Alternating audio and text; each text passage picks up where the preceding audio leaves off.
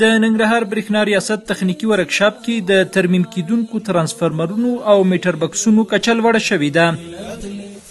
د افغانستان برېښنا شرکت هیواد کې د ترانسفرمرونو، میټر بکسونو او ګڼو نورو برېښنایي تجهیزاتو اساسي بیا رغونې لپاره پر پلازمینې کابل سربیره د ولایتي واحدونو په کچه هم ورکشاپونه یا کارځایونه جوړ کړي چې په کارپوه مسلکي انجینران پکې په کار بوخت دي. یو له دغه ورکشاپونو څخه د ننګرهار برېښنا ریاست اړوند تخنیکي ورکشاپ دی چې ترانسفرمرونه، میټر بکسونه او د برېښنا اړوند تجهیزات پکې بیا رغول کیږي.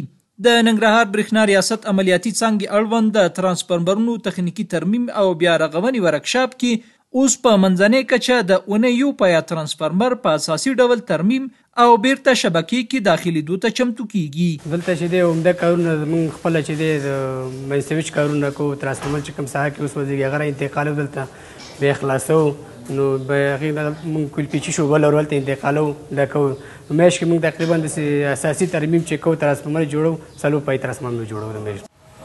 پر ترانسفرمرونو سربیره دلته میټر بکسونه هم د میټرونو خوندیتوب لپاره ترمیم او بیا رغول کیږي چې یوازې تیر 1403 لمریز کال کې په سلګونو میټر بکسونه په اساسي ډول رغول شوي او له استهلاک کېدو څخه ژغورل شوي دي. دلته تقریبا د یو د ساحې ترمیم دی، یو په ورکشاپ کې عملا ترمیم دی. دلته چې کوم ترمیم وایرنګ او تخت او رنګ او د اساسي ترمیم کېږي دا تقریبا 100 پای موږ ترمیم کړي په 1403 کال راهیسې.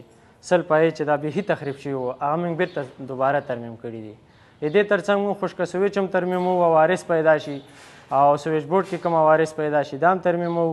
پیرودونکو ته د ډاډمنې برېښنا خدماتو وړاندې کولو لپاره د شبکې پر وخت رغونې چارې د برېښنا مجهز ورکشاپونو کې په کار د بوختو مسلکي انجینرانو پر مټ ترسره کیږي چې له همدې امله د افغانستان برېښنا شرکت پر ټولو پیرودونکو د برېښنا تجهیزاتو خوندي ساتنې ته پر پاملرنې ټینګار کوي.